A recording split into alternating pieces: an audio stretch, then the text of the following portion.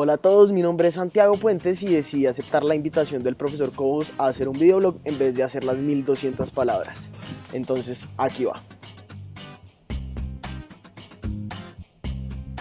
Bueno, como siempre la clase empezó con un buenos días, por respeto a ustedes voy a comenzar la clase ya, tomamos lista y leímos las bitácoras donde destaco que el profesor nos enseñó que no se dice entre más, sino cuanto más, porque entre significa que está dentro de dos cosas. Ahora bien, quiero hacer otro formato, tener otra idea, y es que voy a resumir la clase pasada a forma de quotes, es decir, en vez de ponerme a relatar todo lo que vimos, voy a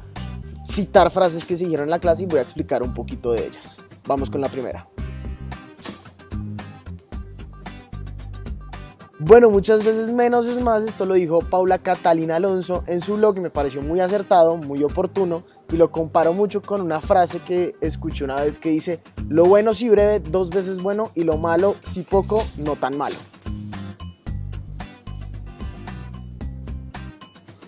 Vemos que Daniela Churi hizo una presentación donde comenzaba diciendo que la gente hablara, y es un poquito el concepto que tenemos de la publicidad, de que no se importa si se hable bien o mal, sino que se hable, y el ejemplo perfecto fue eBay, donde ella nos decía que la gente vendía sus productos, los promocionaba, pero que como que la confianza es donde se veía ahí comprometido, que cuando la gente comenzó a opinar y a tener una voz y a preguntarles sobre cómo les había ido con dicho cliente, dicho usuario, y la gente comenzó a opinar sobre los demás, como que se le dio más importancia a esto de la reputación, que fue lo que hablamos a lo largo de la clase.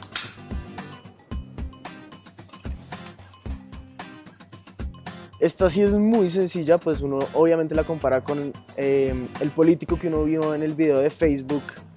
que nos mostró el profesor Cobos hace varias clases, del político que tenía pues sus fotos comunes y corrientes de cuando uno es joven, de cuando uno está en la universidad, y precisamente por eso fue que no pudo continuar su carrera política, ya que todo el mundo pensaba que como se emborrachó de joven, entonces ahora van a ir a hacer lo mismo en el Congreso y todo eso.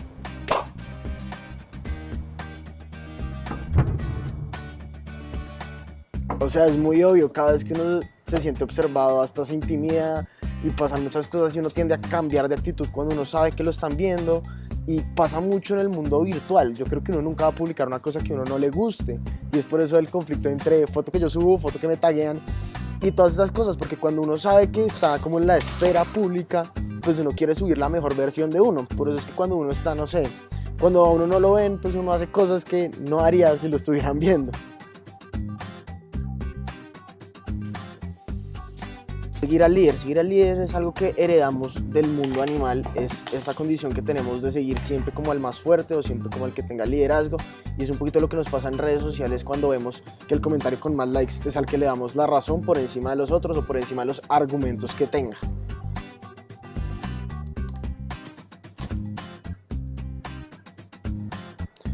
Bueno, creo que no hay nada más cierto que la quote que acaban de leer anteriormente: la belleza es una construcción social. Y yo creo que es así, ya que lo medimos el número de likes o el número de seguidores, y muchas veces caemos en el error de decir que una persona es linda por cómo se ve en redes sociales. Pero así es, la gente está triunfando hoy en día, si triunfa en redes sociales, si triunfa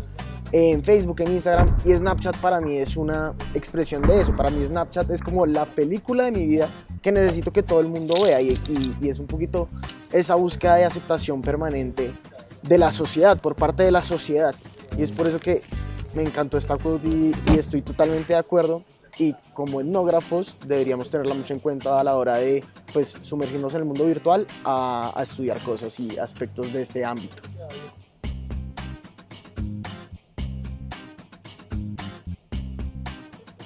Bueno, favor con favor se paga, y nada más cierto, y en la clase lo calificaron de 2 maneras. La primera es como el nepotismo, donde pues uno hace cosas por los demás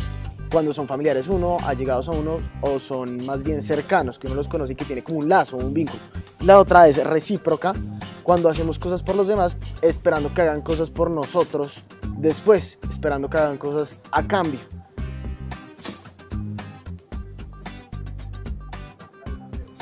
La regla de oro: trata a los demás como te gustaría ser tratado y no hagas a los demás lo que no te gustaría que te hicieran. Y siento que aplica para todo en la vida, incluso para las interacciones en redes sociales y en el mundo virtual.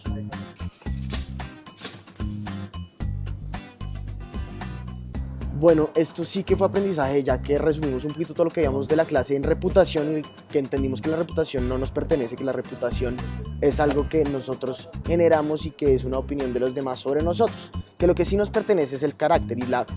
formas como afrontemos la vida y cómo afrontemos los problemas. Entonces hay un ejemplo de la presentadora y básicamente terminamos reflexionando sobre cómo actuar con las cosas, no esconderlas, sino afrontarlas de frente y en verdad manejar las cosas de la mejor manera posible. Y entender muy bien que la reputación es algo que es como lo que proyectamos nosotros, no lo que nosotros querramos que sea, sino lo que los demás ven de lo que somos nosotros.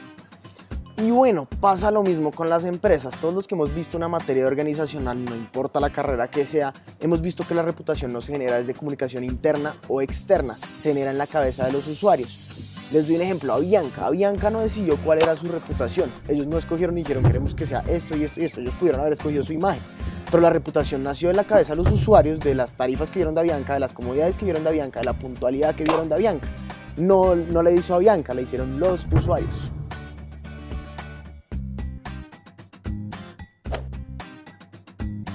Bueno, y siendo que esto no es una quote, pero sí fueron dos temas tratados al final de la clase con suma importancia. Entonces me acuerdo de un profesor que decía que el tacto puede llegar a ser incluso más efectivo y más importante que la comunicación con palabras. Y también entendimos que las risas son entonces el tacto de un grupo. Cuando uno se ríe, pues en grupo como que produce risa y genera como una unión muy chévere de todo el grupo. Incluso me acuerdo mucho esos típicos casos de grupos que se ríen porque simplemente la risa de uno es chistoso, es como ese tacto que uno está teniendo entre todos por una situación en particular que sucedió. Pero bueno, volviendo a eso, vemos que el tacto y las risas grupales también se ven en la etnografía virtual, también la podemos ver,